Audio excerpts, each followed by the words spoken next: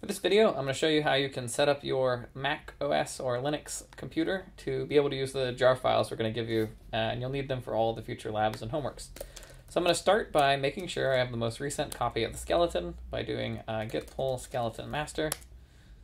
Okay, so downloads. Seems like I'm getting a lot of good stuff. Okay, now it says merging, so I'm in Vim, and I'm going to say updating. Not that anybody's ever going to read this, but hey. Updating skeleton on 127. Very exciting. Okay, right, quit, and it is done. So now I've gotten all this new stuff here. Doesn't much matter what it is, but I guess let's just show you what'll happen if you tried to start working on lab 2 right now.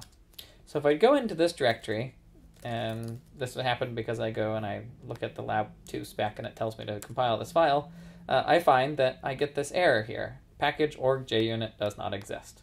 So we want that to exist.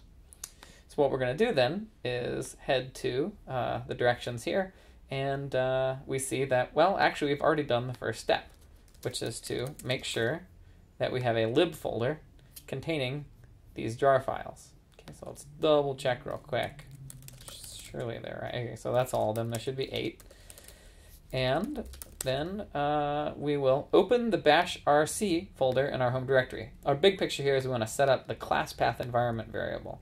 You can actually, by the way, it's not in the directions, but you can see what your class path environment variable is by doing echo class path. This tells you all the places that Java is going to look whenever you try and compile something. And as you can see right now, it's blank, which means that Java is only going to look in the current folder.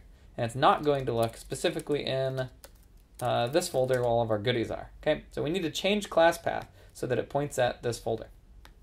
So to do that, we're going to go to our home directory. So I just made a new tab. Type cd to go here. This is my home directory. And I'm going to use, so what I want is a folder called bashrc. But if I ls, you'll notice it doesn't show up. And in fact, if I go to my Finder window, you'll find also annoyingly that there is no bashrc here. It's a hidden file.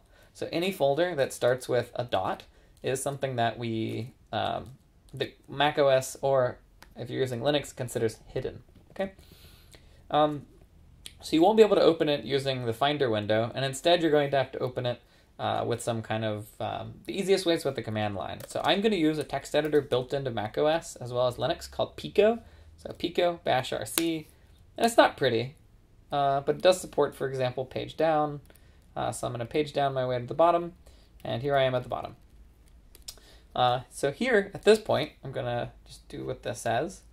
So scroll to the bottom. At the bottom, add something similar to this. Okay, so copy and paste, and make sure you include the quote on the end. And then I need to make sure that I adjust this so that it matches wherever I downloaded things to the skeleton file. Since it's my computer, it probably will match, unless I messed up.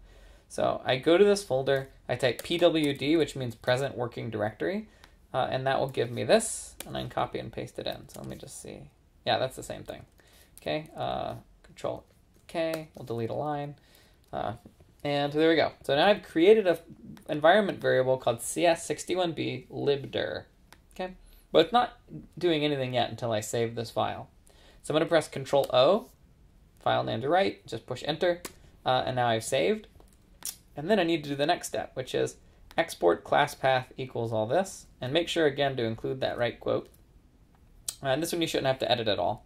So what this means, in case you're curious, is create an environment variable called class path. I want it to be equal to the old, I want it to be equal to the old class path, as well as cs61b lib directory, as well as the current directory. Okay, so I won't go into the details here. Might be a little boring, and I don't want it to seem scary. Okay, so we're meddling around, and eventually, whenever you get really used to computer science, this is just stuff you eventually have to learn because things break, and knowing how to do this stuff from scratch is quite handy.